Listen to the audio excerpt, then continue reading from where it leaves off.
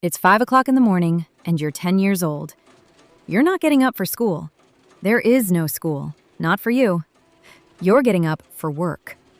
12 hours in a cotton mill, standing at a machine taller than you are, in air so thick with dust it looks like fog. You'll do it again tomorrow, and the day after, 6 days a week. And if you're waiting for the weekend, don't. It's 1882. The weekend hasn't been invented yet, but on one brutally hot Tuesday in September of that year, 10,000 people decided to skip work, risking their jobs to do it, and threw a party so big it eventually became a national holiday. This is a history of Labor Day. To understand why anyone would risk their job for a parade, you have to understand what work was like in 1882. America is booming. Railroads stitch the country together. Factories run day and night, and a handful of men are getting richer than kings. They call it the Gilded Age. Gilded, as in a thin layer of gold on top of something that is not gold. Because underneath, the average worker puts in 12-hour days just to get by. No sick days, no safety rules, no minimum wage. And in the mills and mines, kids your age, younger even, work right alongside the adults. So workers start banding together into unions, groups of workers who figured out that one person asking for change gets ignored, but 10,000 people asking at once gets heard. In New York City, dozens of these unions join into one big alliance, the Central Labor Union. And in 1882, the Central Labor Union hatches a plan. One day, a giant festival, a monster labor festival, where workers would march through the streets of New York, not to strike, not to fight, just to be seen. They picked Tuesday, September 5th. Here's the catch. Tuesday is a work day. There's no holiday pay because there's no holiday. That's the whole point. Anyone who marches gives up a day's wages, and maybe, when their boss finds out, their job. So, would anyone actually show up? Early that morning, the answer looks like no. The sun is already blazing. One newspaper wrote that even at dawn, not a breath of wind cut the heat. By 9 a.m., columns of police, including officers on horseback carrying clubs, have surrounded City Hall because the city half expects this thing to turn into a riot. It doesn't turn into a riot. It turns into something almost worse, an embarrassment. Only a handful of marchers show up. The man chosen to lead the parade, Grand Marshal William McCabe, has no music. You can't have a parade without a band.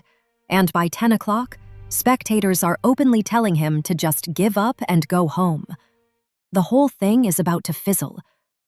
And then a man named Matthew Maguire, remember that name, comes sprinting across the park lawn with news. 200 jewelers from Newark, New Jersey have just crossed the river by ferry, and they've brought a full brass band with them, already playing a tune from a Gilbert and Sullivan opera. McCabe doesn't hesitate.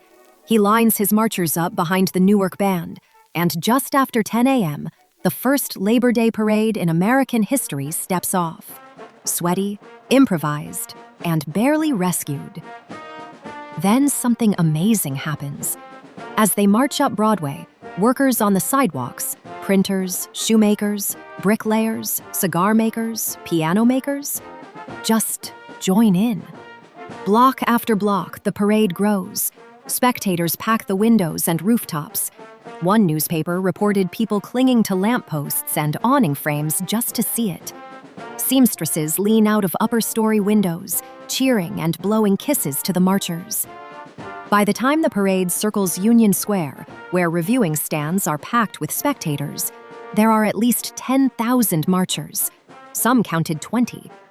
Banners hang limp in the windless heat, hand-painted slogans that sounded radical in 1882.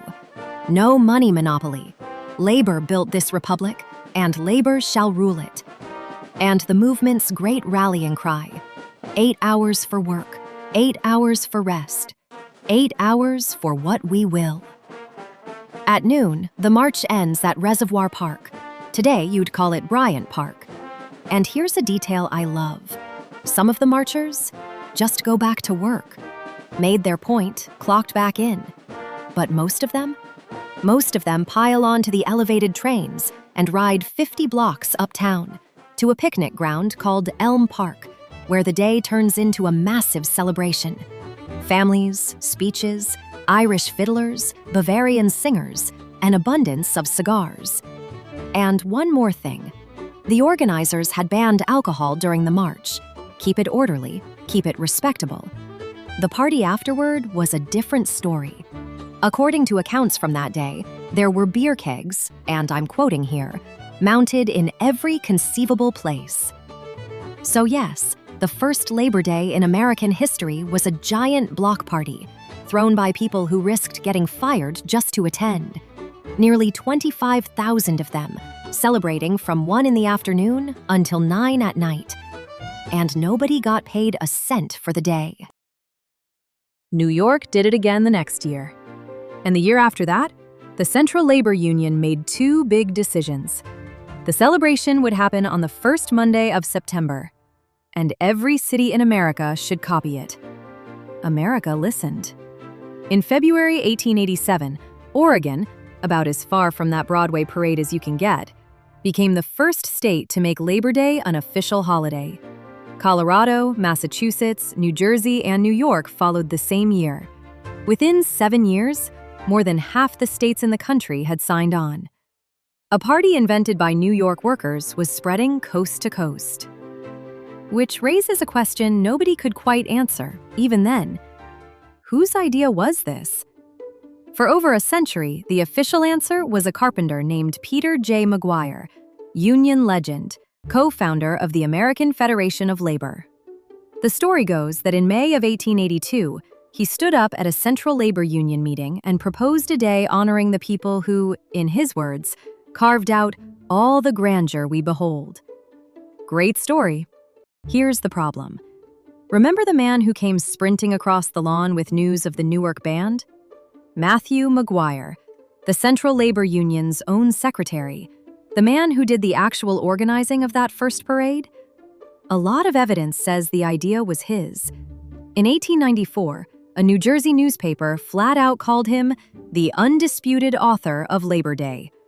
So why did the other guy get the credit? One theory? Politics. Matthew Maguire's ideas were considered too radical for the holiday's polished new image, so the story got attached to the safer, more famous Maguire instead. And here's the kicker. Peter Maguire. Matthew Maguire. Two labor leaders in the same city in the same movement with nearly the same name. It's entirely possible history just mixed them up. We genuinely do not know who invented Labor Day, and historians have been arguing about it for more than 100 years. One more mystery while we're here. Almost every other country on Earth celebrates its Workers' Day on May 1st. So why is America in September? The answer, weirdly, is Chicago. In May 1886, hundreds of thousands of American workers struck for the 8-hour day, and at a rally at Haymarket Square in Chicago, someone threw a bomb at police. The chaos that followed left officers and civilians dead, and May 1st permanently linked in American politics to radicalism and unrest.